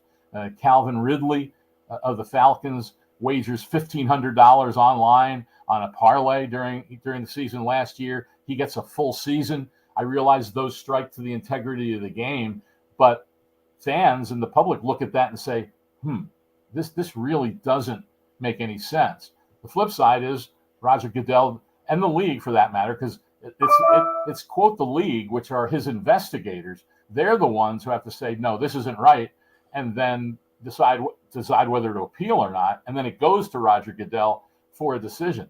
I'm sure on one level they don't want to prolong this too much. It's been going on, obviously, for a tremendously long time. Now, I know the statement the other day from the NFLPA said they will accept Sue Robinson's decision. Well, if the league doesn't accept it, then that statement doesn't mean anything. So Goodell could decide what he wants to decide, and then Deshaun Watson could still appeal. And how long does this continue to go on? I think most logical people look at this and say, this guy should have gotten more games, whether it should have been a full year, whether it should have been 8 games, whether it should have been 10. I mean, who's to say what's actually right about that? But 6 seems awfully lenient, especially when you consider what the judge wrote about it. It just seems to be a disconnect there. One more, Howard, if I could sneak it in here, because I know you're off to the NFL Hall of Fame out there in Canton, and you do have an NFL Hall of Fame vote. Eagles fans excited. Dick Vermeil will be closing down the ceremonies as the final speaker. I guess I know you guys are not allowed to talk about those conversations behind closed doors, but your personal opinion, I mean, what took so long to get Vermeil into the Hall? Well, first of all, it's been very hard for coaches to get in.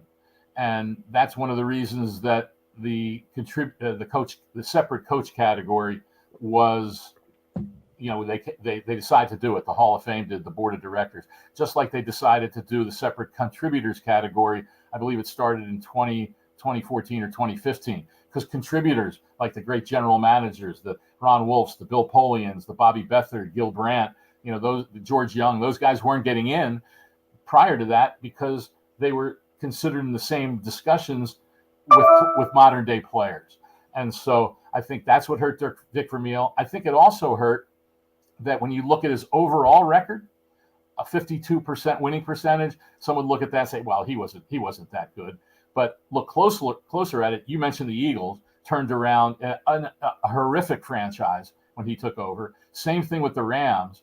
And I got to know Dick certainly very well when I was in St. Louis and covering the Rams.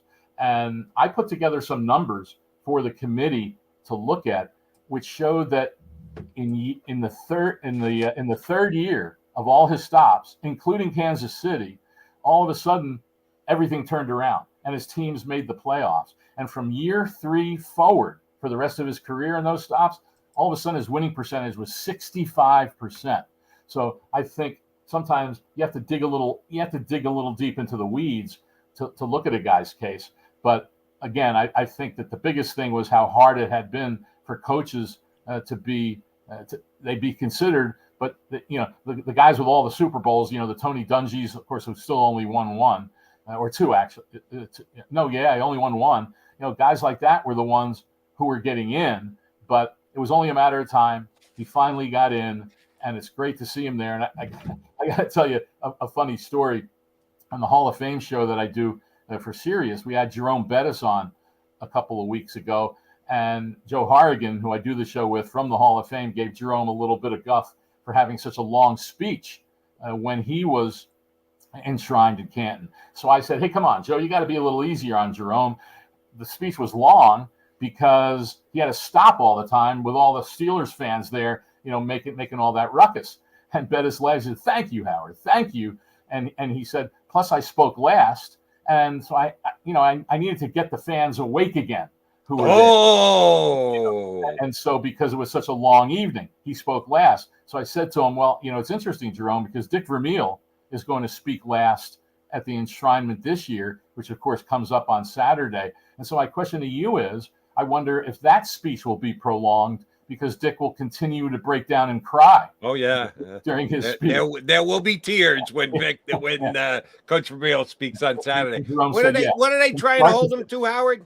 I'm sorry, what's that? 8 or 12 minutes? How many minutes are supposedly each guy supposed to have?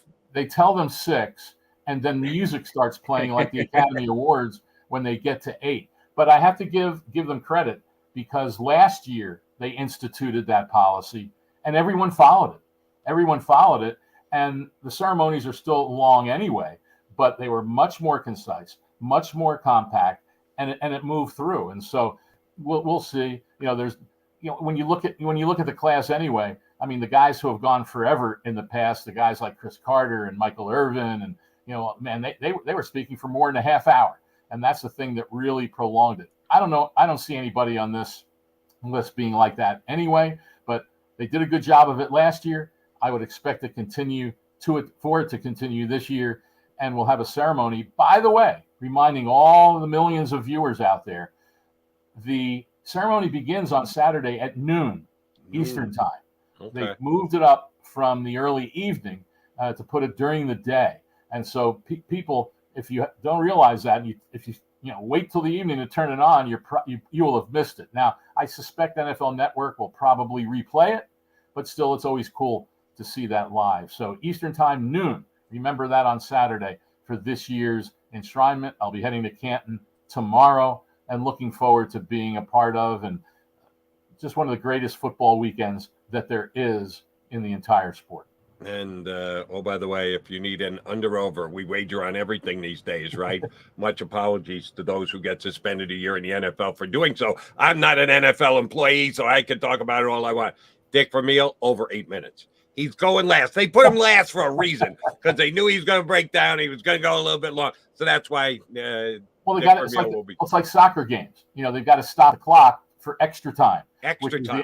Dick Vermeil will get extra time. Very good. When he gets that for crying. Stop the clock when he starts crying, and then, restart it. Restart the clock. All right, Howard, last thing.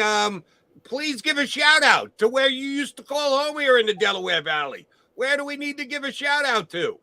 Long time ago, of course, I spent my growing up there years there in Springfield, Montgomery County, not Delaware County, and of course had my should I give away? I mean, I had my 53rd high school reunion 3 years ago, and got back there. Haven't been back to Philly very much over the years, but always keep my eye on it. Still have friends back there, but yeah, stomping grounds. I talk about it all the time. And in fact, I wrote a story in Lindy's Super Bowl magazine after the Eagles won it that year, and talked about growing up there, and not just football, going to the Palestra and driving to Connie Mack Stadium for the first time when my parents told me to make sure you park in one of the lots, not behind the stadium, and told a great story about what happened when I did park when I disobeyed them. So yeah, it's great growing up years in that town, and will always be a big part of me. Once a Monco guy, always a Monco guy. We appreciate you getting up early with us. Man, you did us a solid, Howard, by getting up as early as you did. Have a great time in Canton this week, and we'll get you back here on Birds 365 down the road. Look forward to it, guys. Appreciate it. Thanks, Howard. Safe travels. Balzer, Hall of Fame voter, longtime NFL writer, specifically covering the Cardinals this year. And, oh, by the way, Eagles-Cardinals week 6. You have to hope that the suspension for DeAndre Hopkins, which is scheduled right now for 6 games, Eagles-Cardinals play week 5. You're hoping that it is not pushed back. It's still pending. He is still appealing. But as of now, it's sitting for 6 games. Oh, yeah, I don't want to play the Cardinals with DeAndre Hopkins. I still think he might be the most. I know A.J. Brown won't be glad to hear this. I know Devontae Adams won't be glad to hear this, or Cooper Kupp, who had one of the most amazing seasons in the history of the National Football League last year. I still think DeAndre Hopkins is the most talented wide receiver in the National Football League. And if the Eagles can dodge a bullet and not have to face him, even with their cornerbacks looking as good as they are in camp, don't look a gift horse in the mouth if he is still ineligible to play when Eagles and Cardinals play this year. All right, Jordan McDonald with Rick Saratella. We got to come back. Been a good one. We need to put a bow on the show. Go for the pulls and the pools. Go for the oohs and the ahs.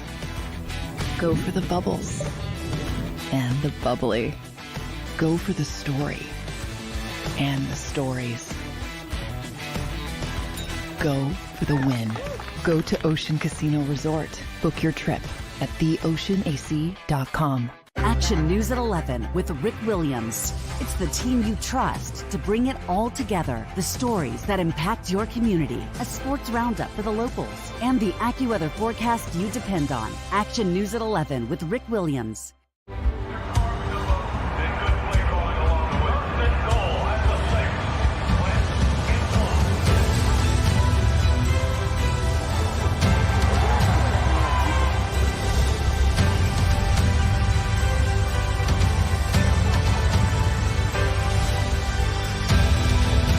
Field of life, First Trust Bank is there for you. Champions on 3. 1, 2, 3. Because Philadelphia dreams deserve a Philadelphia bank.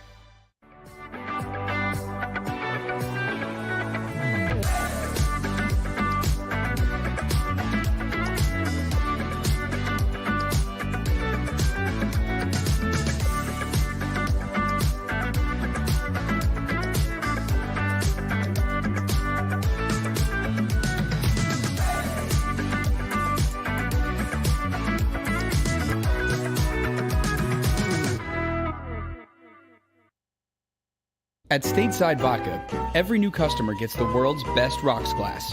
Free.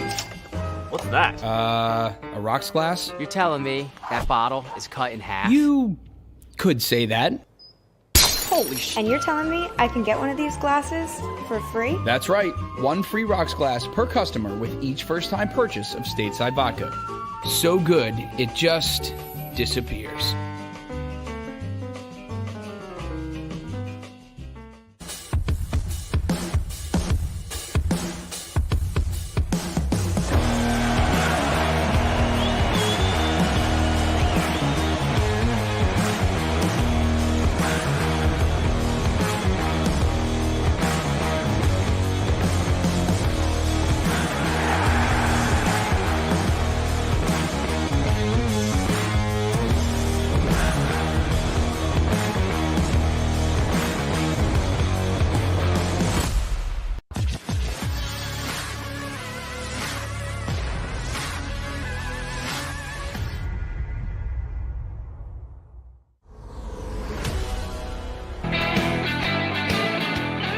Coming down the home stretch of a Bird 365 Tuesday get-together. Rick Saratella in for John McMullen with me, Jody Mack.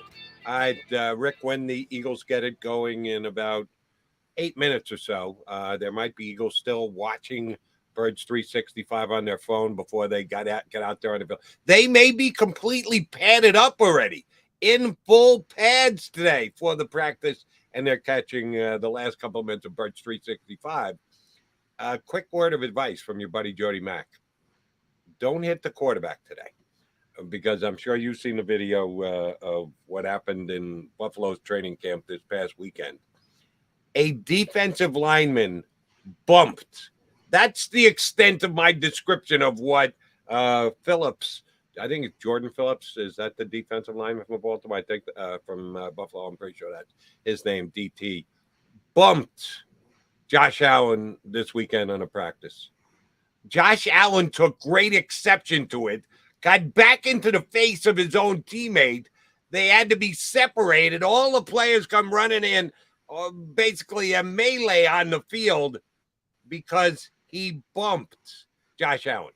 He didn't tackle Josh Allen. He didn't throw Josh Allen to the ground. He didn't grab him by the face mask and bring him to the ground. He bumped him. And Josh Allen lost his mind and decided he was going to challenge a guy. We haven't had that in the Eagles camp yet so far. And with the way Nick Sirianni has been running camps, and I should actually say the Eagles, because I think Sirianni is taking directives as to how to run camps. Is that going to happen? We going to get any chaos at an Eagle practice this year, Rick Saratella? Oh, is Ricky freezing up on us? All right, sure enough, I did too much of a setup on that, but I felt it necessary that the Buffalo Bills had to actually stop practice because, God forbid, a defensive tackle bumped their starting quarterback. ridiculous, if you ask me. But the Eagles, I don't think we have to worry about that because they're not tackling to the ground. The fact that they've got pads on is an escalation of the Eagle practices. I hope they're ready for the start of the season. I get it. It's great that nobody's getting hurt. Oh, by the way, they've got some guys that are hurt, and I'm not blaming it on the Eagles practices and or the toughness of them. Certainly that's not been the case. Injuries are a lot of luck. And I know nobody ever wants to hear that. I got a good buddy who's a professional poker player, and I give him grief all the time because he never thinks luck is involved. He thinks that the skill of the player decides every single hand. Don't kid yourself. There's luck involved in poker. Unless you're an obnoxious professional player, you know full well that luck has a lot to do with it, and luck has a lot to do with football injuries as well. So I'm not buying that you can control the amount of injuries that you have. Some of it is going to be at the hands of Lady Luck, and hopefully the Eagles are on the right side of all those Lady Luck plays. Right now, they're not that injured a football team. Compare them to other teams. Other teams have bigger issues and bigger injuries that they have to deal with, but the Eagles don't have all that much. All right, Ricky, glad to get you back. We only got a couple minutes left here. Do you believe we will see chaos today? God, the Eagles are putting on pads, Ricky. Is there going to be an all-out fight or melee at practice today? Yeah, I mean, that's what happens. Tempers seem to flare once you strap it up, and people just waiting to put a body on somebody. And I did not catch the Buffalo one. I have to say I missed that one, Jody. I got to check out. Do me a favor. When the show's over, just Google it and check out the video. He bumped Josh Allen. Didn't hit Josh Allen. Didn't even push Josh Allen. He just kind of hit him with his chest. He bumped Josh Allen, and it led to a fight at the Bills camp. So they've gotten so far away from actual physicality in this before the season starts workouts. You can't even bump a guy anymore. It's ridiculous. It's unbelievable, the incubator that the quarterbacks now live in. So, yeah, I was going to say, too, I saw the one down in New Orleans with the Saints, tempers flaring up. And I was going to say, to your point, too, when they do those live scrimmages, a lot of times that's when you see these scuffles because now they get to hit people and it's the first time and there's a lot of testosterone built up. So, yeah, I think, just like any other training camp with the first day of pads, you're going to see some little extra business, shall we call it, after the whistle. Not at Eagles camp because they're not tackling to the ground. But then again, like I said, in Buffalo camp, there was no tackling involved. He bumped him and it led to a fight. So we shall see. That's something we will be discussing tomorrow. Johnny Mac back, no Eagles media allowed into practice. You're going to be back later in the week, correct? Friday, yep. Friday. Ricky will be back with me on Friday. Looking forward to that, buddy. Thanks for hopping on today. Appreciate it greatly. Talk to you later in the week. Yeah, always a pleasure. That's Rick Saratella. I'm Jody McDonald. Tomorrow, John McMullen back here with us. No Eagles media availability, so he'll be right here on Birds 365. We'll be back in slightly more than 2 and 2. You've been listening to Birds 365, the destination for the passionate Eagles football fan who bleeds green. If it's Eagles football, we're talking about it. Debate inside the locker room and guests that are some of the greatest football minds from around the region. We hope you enjoyed the show. We know we had a blast. Make sure to like, comment, and subscribe, and we'll be back soon. But in the meantime, hook up with us on social media at JAKIB Sports. See you next time on Birds 365.